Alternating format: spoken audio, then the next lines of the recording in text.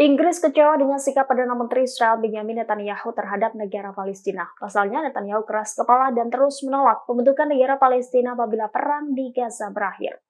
Dikutip dari The Times of Israel, demikian disampaikan kantor Perdana Menteri Inggris Rishi Sunak dalam pernyataannya pada Senin 22 Januari. Rishi Sunak menegaskan kembali bahwa Inggris mendukung penuh terhadap solusi dua negara dalam konflik Israel-Palestina.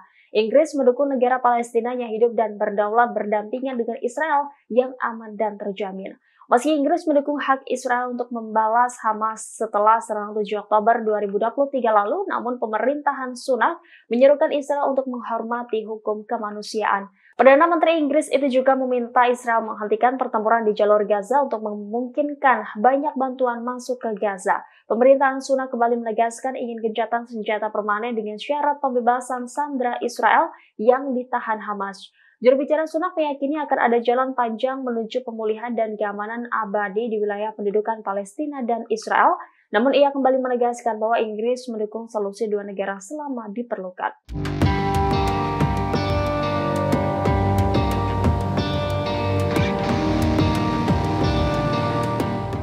Israel dilabeli melakukan genosida budaya setelah meledakkan Universitas Isra di Gaza, Palestina dan membunuh sekitar 25.000 orang. Pasalnya, aksi kejahatan militer Israel tersebut membuktikan pembersihan etnis, bukan sebagai bentuk pembelaan diri.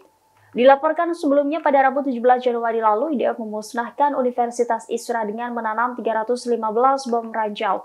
Video detik-detik yang memperlihatkan universitas tersebut hancur viral di media sosial.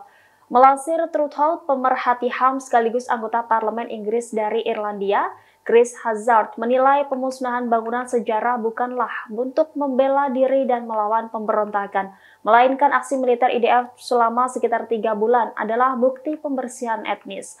Terlebih IDF menduduki universitas tersebut digunakan sebagai pangkalan militer dan pusat penculikan warga sipil yang terisolasi. Mitchell Plitnick, Presiden Ratinging Foreign Policy, mengatakan fakta bahwa 315 ranjau diledakkan berarti bahwa itu bukanlah target militer yang sah. Ia menilai ini adalah bukti kejahatan perang dan penghancuran demi kesenangan militer Israel.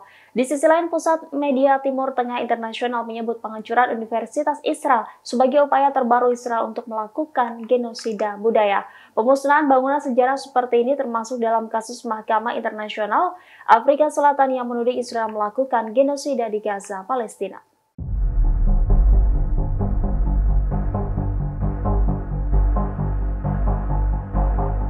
IDF memancarkan siaran radio Angkatan Darat Israel ke dalam terowongan bawah tanah Hamas yang telah dikuasai. Upaya ini dilakukan militer dengan harapan para sandera Israel dapat mendengar siaran. Melansir The Times of Israel Selasa 23 Januari, inisiatif ini digagas oleh Menteri Komunikasi Shlomo Karhi. Radio Angkatan Darat baru-baru ini memperluas dari format FM konvensional menjadi saluran AM. Para tentara turun ke dalam terowongan membawa radio-radio yang telah disusun khusus hingga tidak menjangkau transmisi AM. Selama masa percobaan, jangkauan efektifnya adalah 10 hingga 12 meter. Menteri Karhi berharap dengan langkah ini meningkatkan semangat 132 orang yang disandra Hamas di jalur Gaza. Israel meyakini para sandera memiliki akses ke radio transistor ini, sehingga para sandera dapat mendengarkan kabar terbaru dan suara-suara yang menguatkan dari keluarga mereka.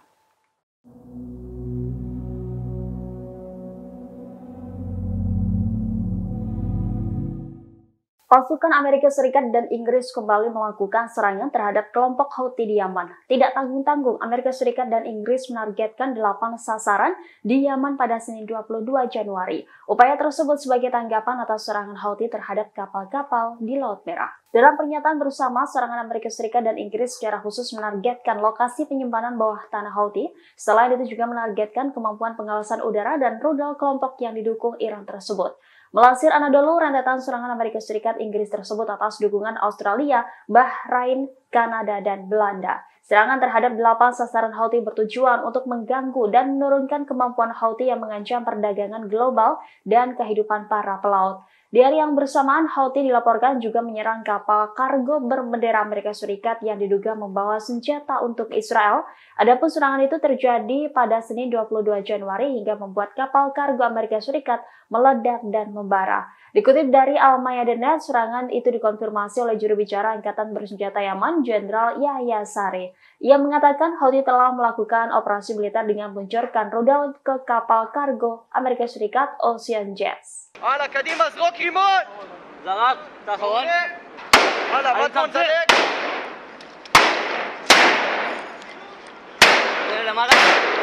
Senin 22 Januari menjadi hari paling sulit pasukan pertahanan Israel selama 3 bulan melawan kelompok militan Hamas. IDF dan Hamas terlibat pertempuran paling mematikan di Gaza yang mengakibatkan 21 tentara Israel tewas. Dikutip dari Al-Arabiya, IDF mengakui tewasnya 21 tentara menjadi insiden terburuk di Gaza sejak 7 Oktober. Demikian diungkap juru bicara IDF Laksamana Muda Daniel Hagari dalam pernyataannya pada Selasa 23 Januari. Juru bicara IDF mengatakan pejuang Hamas meluncurkan granat berpeluncur roket ke sebuah tank di dekatnya. Puluhan tentara Israel menjadi sasaran empuk militan Hamas ketika sedang bersiap untuk meledakkan gedung-gedung di dekat perbatasan. Pasalnya ledakan granat Hamas memicu ledakan yang menyebabkan kedua bangunan bertingkat itu runtuh menimpa tentara di dalamnya. Tentara sejauh ini telah mengidentifikasi 10 tentara cadangan yang tewas dalam serangan tersebut. Hagari mengatakan 11 keluarga lainnya telah diberitahu dan militer akan segera mengumumkan nama mereka. Terkait hal itu, Menhan Yoav Gallant mengatakan insiden tragis ini sangat sulit dan menyakitkan. Ia pun menegaskan kematian 21 tentara mendorong militer untuk mencapai tujuan perang.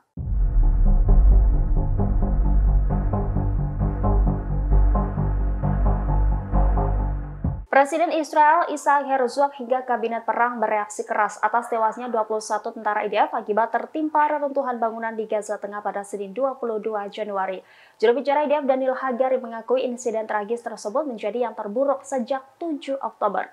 Melansir The Times of Israel, Menteri Pertahanan Israel Yoav Gallant menyebut kematian 21 tentara dalam sehari sangatlah menyedihkan dan sakit. Ia pun memperingatkan insiden ini akan mendorong Israel untuk mencapai tujuan tempurnya, yakni melenyapkan kelompok Hamas. Sementara itu, anggota Kabinet Perang dan ex-staf IDF Benny Gantz marah dengan serangan Hamas tersebut. Bahkan Gantz memperingatkan akan membalas dendam untuk membayar perang yang adil. Ia pun berjanji akan mengirim kekuatan kepada seluruh tentara IDF dan komandannya di medan perang untuk mewujudkan tujuan tempur. Kemarahan atas tewasnya 21 tentara di Gaza juga dirasakan oleh Presiden Israel Isaac Herzog. Ia menyebut nama-nama putra terbaik ditambahkan ke batu nisan para pahlawan. Sebelumnya diberitakan juru bicara IDF Daniel Hagari menjelaskan kronologi insiden 21 tentaranya tewas di Gaza Tengah. Dalam keterangan tertulisnya, Hagari mengatakan kejadian bermula saat para tentara sedang bersiap untuk menghancurkan 2 bangunan bertingkat dengan memasang bahan meledak. Namun, seorang militan Hamas meluncurkan granat berpeluncur roket ke sebuah tank di dekat para tentara, sehingga granat tersebut meledak mengenai ranjau hingga menyebabkan ledakan dahsyat. Seketika puluhan tentara yang ada di sekitar bangunan tertimpa reruntuhan bangunan tersebut. Download Tribun X sekarang, menghadirkan lokal menjadi Indonesia.